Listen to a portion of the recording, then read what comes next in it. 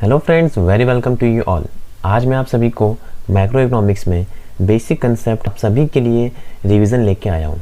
ये revision detail revision होने वाली है, तो अगर आपको कोई भी डाउट है इन चैप्टर को लेकर तो आप मेरे वीडियो को कंसीडर कर सकते हो। तो आइए अब अपने वीडियो को स्टार्ट करते हैं। तो मेरा नाम है आकाश कुमार चौहान और आप मेरे साथ देख रहे हो आपका अपना यूट्यूब चैनल एग्जाम वेल। इसी बात पे keep subscribe my channel and hit the bell icon for getting more updates. Let start friends. Start करते हैं हम मैक्रो इकोनॉमिक्स। सबसे पहले आपको जानना होगा what do you mean bye macro economics. जैसा कि हम जानते हैं कि इकोनॉमिक्स का मतलब होता है कि ह्यूमन क्या क्या बिहेव करता है इन द बिजनेस में उसका बिहेवियर कैसा होता है, उसे हम इकोनॉमिक्स कहते हैं। वैसे ही मैक्रो इकोनॉमिक्स क्या हो जाएगी कि अगर हम वो बिहेवियर बहुत ही बड़े लेवल पे देखें तो वो कहलाएगा मैक्रो इकोनॉमिक्स। मतलब कि study of a human behaviour in ordinary business of a life as a whole, या हम बोल सकते हैं टोटल लेवल पे, या हम बोल सकते हैं एज ए एग्रीगेट। मतलब क्या हो गया, तो आप देख सकते हो कि macro economics study of human behaviour in ordinary business of a life, ये है इकोनॉमिक्स। हमने इसके आगे एक लाइन जोड़ दी एट एग्रीगेट लेवल, तो ये बन गई मैक्रो इकोनॉमिक्स। या हम बिल्कुल शॉर्ट में बोल सकते हैं कि स्टडी ऑफ इकोनॉमिक्स, हमने पूरे इकोनॉमिक्स को इकट्ठा किया और उसे इकोनॉमिक्स बोल दिया। Study of economics at aggregate level is known as macro economics. Clear हुआ। इसके बाद हम देखेंगे कि मैक्रो इकोनॉमिक्स पैराडॉक्स क्या होती है। मैक्रो इकोनॉमिक्स पैराडॉक्स का मतलब होता है कि जो एक जगह रेलिवेंट हो और दूसरी जगह इररेलिवेंट हो जाए, उसे हम कहेंगे पैराडॉक्स।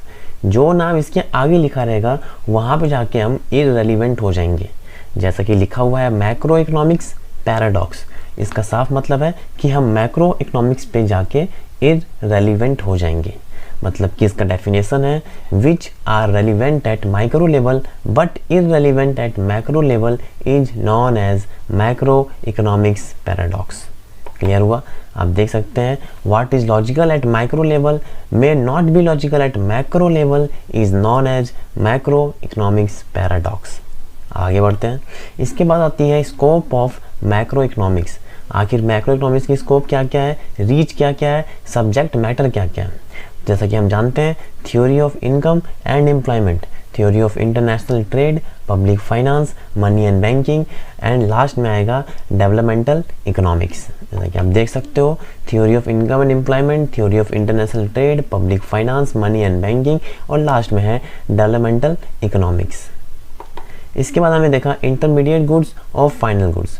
यहाँ देखिएगा इंटरमीडिएट गुड्स और फाइनल गुड्स एक ही गुड्स हो सकते हैं, बस आपका देखने का नज़रिया अलग अलग हो सकता है।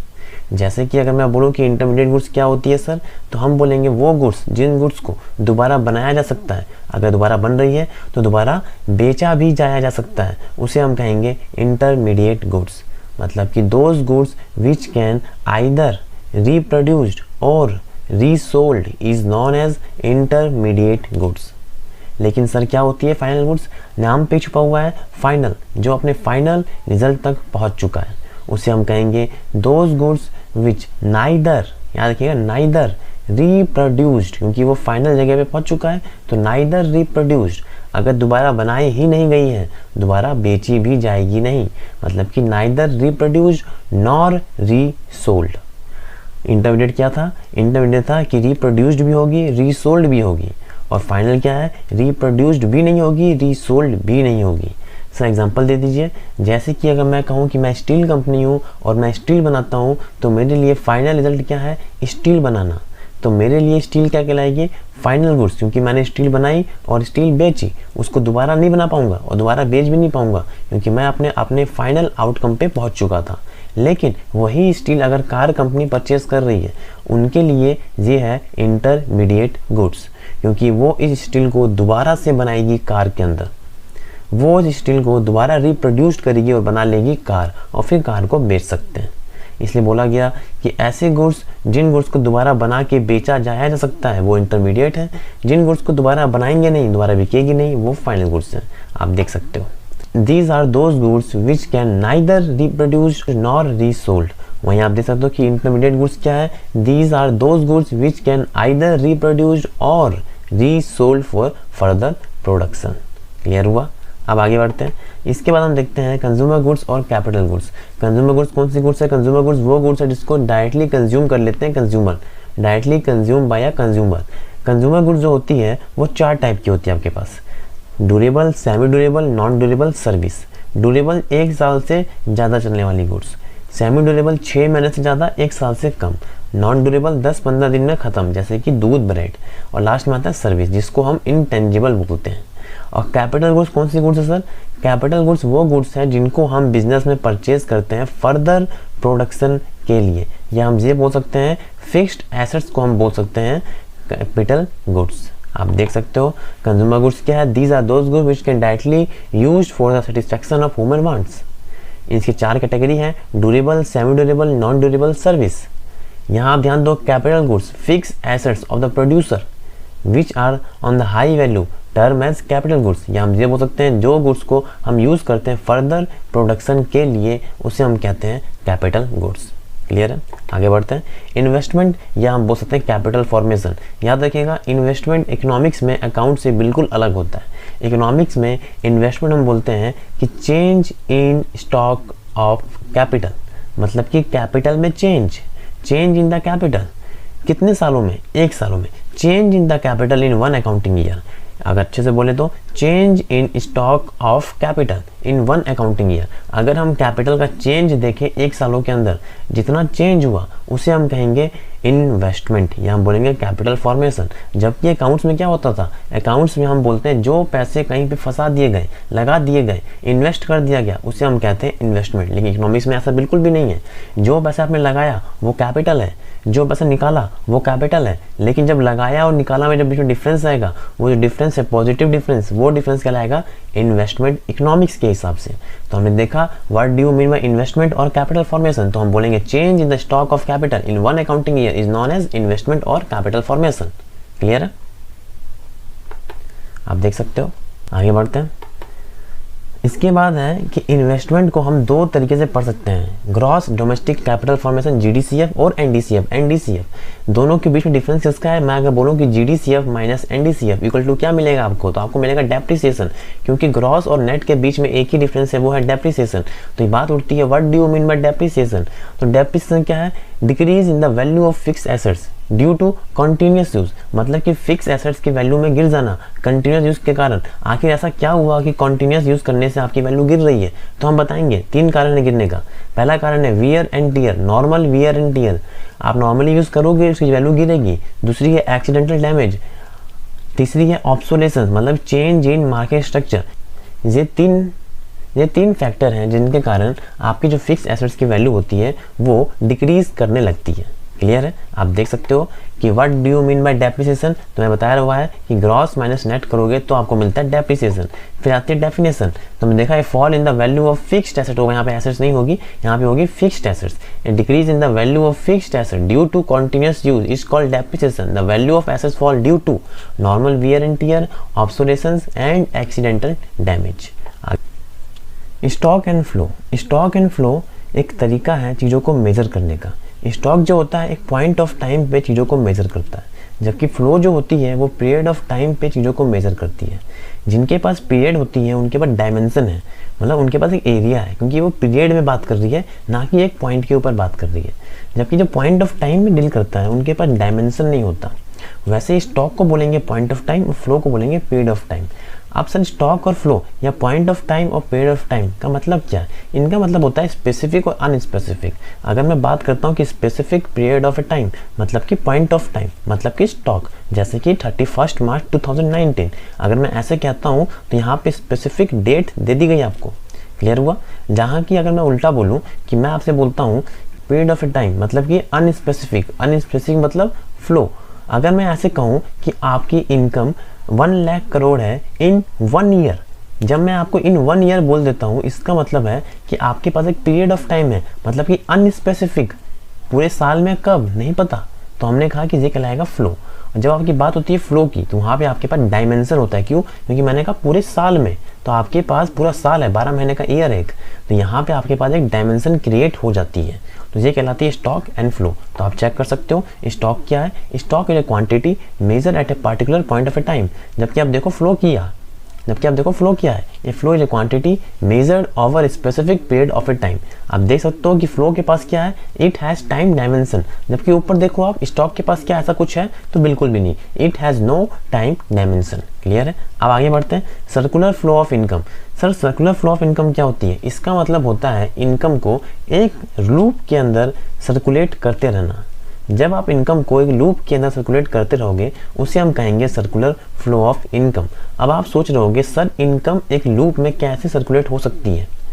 तो सर्कुलेट होने का कारण है क्योंकि हम इनकम कमाएंगे और उस इनकम को खाने पीने के लिए खर्च करेंगे, मतलब कि एक्सपेंडिचर। जैसे ही खर्च करेंगे वहाँ से मार्केट से वो गुड्स कम हो जाएगी, उस गुड्स को फुलफिल करने के लिए अब होगी प्रोडक्शन। तो हम ये कह सकते हैं कि income equal to expenditure equal to production. तो सर्कुलर फ्लो ऑफ इनकम इसी लूप में आपके पास घूमते रहता है। अब होता क्या है कि यहाँ पे बहुत सारे लोग होते हैं जो इनकम, एक्सपेंडिचर और प्रोडक्शन करने के लिए, उनके बीच की हम बात करेंगे कि इनके बीच में पैसे कैसे मूव किए जा सकते हैं। तो आप देख सकते हो सर्कुलर फ्लो ऑफ इनकम क्या है। Circular flow of income is a continuous flow of income, expenditure and production. आप देख सकते हो income, expenditure and production among different sector of economy. यहाँ साफ साफ लिखा हुआ है डिफरेंट सेक्टर ऑफ इकोनॉमी, मतलब हम उन सभी इंसानों की बात कर रहे हैं जो अलग अलग सेक्टर में फॉलो करेंगे। और फिर हम पढ़ेंगे इनका कनेक्शन, या हम पढ़ेंगे circular flow of income. Clear है। Which have no beginning and no ending. हम ये बता सकते नहीं है कि कहाँ से ये स्टार्ट हुई और कहाँ पे जाके एंड होगी, क्योंकि हमको ये समझ आएगा ही नहीं कि बिगनिंग कहाँ से है और एंड कहाँ से। लेकिन हम ये पता कर लेंगे कि सर्कुलर फ्लो ऑफ इनकम कैसे हो रही है। क्लियर है। अब मैं आपको दिखाता हूँ कैसे। देखो सर्कुलर फ्लो ऑफ इनकम में दो लोग का होना बहुत ज़रूरी है, मतलब ये मिनिमम कम से कम दो लोग तो होंगे ही होंगे। इनके बाद आप सर्कुलर फ्लो इनकम में सेक्टर बढ़ा सकते हैं। तो मेरे पास दो सेक्टर कौन कौन से हैं, एक है हाउस होल्ड और एक है फर्म। हाउस होल्ड को हम कहते हैं कंज्यूमर और फर्म को कहेंगे ऑल प्रोड्यूसर। तो हम देख सकते हैं मेरे पास दो सेक्टर हो गए, हाउस होल्ड एंड फर्म। अब हाउस होल्ड क्या करेगा, हाउस होल्ड फर्म के यहाँ काम करने जाएगा। तो मैं फर्म के यहाँ काम करने गया, फैक्टर सर्विस करने गया, जिसके बदले मैं फर्म से फैक्टर पेमेंट की गुजारिश करूंगा। मतलब कि फर्म मुझे फैक्टर पेमेंट पे करेगा क्योंकि मैं उसके यहाँ काम करने गया। मैं उस पैसों से जाऊंगा मार्केट में और अपने खाने पीने के लिए कुछ चीज़ खरीद के लाऊंगा। तो मैं किसके पास गया, मैं गया प्रोड्यूसर के पास। और मैंने पहले ही कहा है कि फर्म क्या है, फर्म है ऑल प्रोड्यूसर। तो मैं वही पैसे लेके फर्म के पास गया कंजप्शन एक्सपेंडिचर करने, मतलब मैंने पैसे दिए और मैंने गुजारिश की कि मुझे गुड्स एंड सर्विस दे दी जाए। तो मैंने कंजप्शन एक्सपेंडिचर किया फर्म के पास जाकर। जब मैंने पैसे खर्च कर दिए तो फर्म मुझे अब गुड्स और सर्विस जो भी मैं मांग रहा हूँ मुझे देगा। तो फर्म ने मुझे गुड्स एंड सर्विस प्रोवाइड कर दी। जब हम इतनी बात करते हैं तो इसे ही हम कहते हैं two sector circular flow of income. देखा आपने कितनी आसान है। हाउस होल्ड गया फर्म के पास काम करने, उसके बाद फर्म ने फैक्टर पेमेंट प्रोवाइड कर दी हाउस होल्ड को। हाउस होल्ड उसी फैक्टर पेमेंट से खर्च करता है कंजप्शन एक्सपेंडिचर, और खर्च करने के बाद फर्म उसे प्रोवाइड कर देती है गुड्स एंड सर्विस। इसके बाद क्या होती है, इसके बाद बात आती है गवर्नमेंट की। अब ये हो गया थ्री सेक्टर इकोनॉमी। अगर हमने टू सेक्टर इकोनॉमी को ही आगे बढ़ाया और गवर्नमेंट को इन्वॉल्व किया तो वही कहलाता है थ्री सेक्टर इकोनॉमी, या हम बोल सकते हैं फ्री इकोनॉमी। तो हमने देखा कि गवर्नमेंट का रोल इन्वॉल्व हुआ। अब गवर्नमेंट और हाउस होल्ड के बीच में क्या कनेक्शन है वो बात कर लेते हैं। हाउस होल्ड गवर्नमेंट के यहाँ फैक्टर सर्विस और डायरेक्ट टैक्स दोनों चीज़ पे करेगी। यहाँ पे आप देख सकते हो कि फैक्टर सर्विस मिसिंग है, लेकिन आप सब याद रखना direct tax and factor service. कुछ लोग यहाँ से गवर्नमेंट के पास काम करने भी जाते हैं। तो हमने डायरेक्ट टैक्स पे किया गवर्नमेंट को और हमने फैक्टर सर्विस भी दी गवर्नमेंट को। फैक्टर सर्विस के बदले हम गवर्नमेंट से गुजारिश करेंगे कि हमें फैक्टर पेमेंट दे दी जाए। तो गवर्नमेंट हमें फैक्टर पेमेंट तो देगा ही देगा, साथ ही साथ गवर्नमेंट हमारी हेल्प भी करेगी और हमें ट्रांसफर पेमेंट भी प्रोवाइड करेगी। साथ ही साथ गवर्नमेंट हमें सब्सिडी भी देगी क्योंकि हमने उसे टैक्स पे किया है। और गवर्नमेंट टैक्स क्या करती है, टैक्स पब्लिक के लिए ही खर्च करती है। तो हमने देखा गवर्नमेंट हाउस होल्ड को factor payment, transfer payment and subsidies, ये तीनों चीज़ हाउस होल्ड को प्रोवाइड कर देती है। अब बात करेंगे गवर्नमेंट और फर्म के बीच में क्या कनेक्शन है। तो गवर्नमेंट और फर्म के बीच में, गवर्नमेंट भी एक लिविंग बिंग है, तो गवर्नमेंट फर्म के पास जाएगी कंजप्शन एक्सपेंडिचर करने और उसके बदले वो मांगेगी फर्म से गुड्स एंड सर्विस। साथ ही साथ फर्म से इनडायरेक्ट टैक्स भी मांगेगी। क्लियर है। तो आप देख सकते हो गवर्नमेंट ने गुड्स एंड सर्विस साथ ही साथ टैक्स ले लिया हाउस होल्ड फर्म से, और उसके बाद इस गुड्स एंड सर्विस के लिए वो उसे पैसे दे देगी और टैक्स के बदले सब्सिडी प्रोवाइड करेगी, मतलब कुछ हेल्प करेगी फर्म के लिए। तो हमें देखा कि consumption expenditure and subsidy provide कर देती है फर्म को। अगर हम इतनी बात करते हैं तो ये है थ्री सेक्टर इकोनॉमी। अब हम बात करते हैं 4 सेक्टर इकोनॉमी के बारे में, क्लोज्ड इकोनॉमी के बारे में। इसमें रेस्ट ऑफ वर्ल्ड का इन्वॉल्वमेंट होगा। अब रेस्ट ऑफ वर्ल्ड आ गया, रेस्ट ऑफ वर्ल्ड और हाउस होल्ड के बीच में जितने कनेक्शन, तो house hold rest of world के यहाँ काम करने जाएगा, फैक्टर सर्विस करने जाएगा, जिसके बदले वो फैक्टर पेमेंट की गुजारिश करेगा। साथ ही साथ रेस्ट ऑफ वर्ल्ड भी कभी कभी हाउस होल्ड को ट्रांसफर पेमेंट प्रोवाइड करती है। तो आप देख सकते हो, house hold rest of world के पास गया फैक्टर सर्विस देने, जिसके बदले वो फैक्टर पेमेंट मांगेगा। फैक्टर पेमेंट के साथ साथ उसे ट्रांसफर पेमेंट भी मिलेगी। क्लियर है। अब बात कर लेते हैं फर्म और रेस्ट ऑफ वर्ल्ड के बारे में। यहाँ पे क्या होती है कनेक्शन, यहाँ 2 ही कनेक्शन है, इंपोर्ट एंड एक्सपोर्ट। इंपोर्ट भी होगी और एक्सपोर्ट भी होगा। क्लियर है। ये आपकी है basic concept of macro economics, जहाँ पे मैंने सब कुछ इन्वॉल्व किया, आपको प्रेजेंटेशन के फॉर्म में सब कुछ समझाया, पूरे सेक्टर ऑफ इकोनॉमी आपको समझाई बहुत ही आसान तरीके में। इसके बाद हम बात करेंगे नेशनल इनकम की अलग सी वीडियो में। इसके बाद हम बात करेंगे quick reason of national income. तो इस वीडियो को यहीं पे एंड करते हैं, वीडियो ज़्यादा लंबा नहीं करते हैं, जिससे आपको ज़्यादा बल्कि फील ना हो। इसीलिए आप इस वीडियो को अच्छे से देखिएगा, पूरा देखिएगा।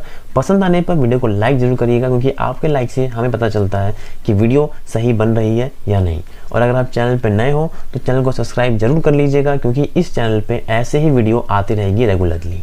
तो आइए फ्रेंड्स, मिलते हैं अगली वीडियो में। आज के इतना ही। Thank you and have a nice day.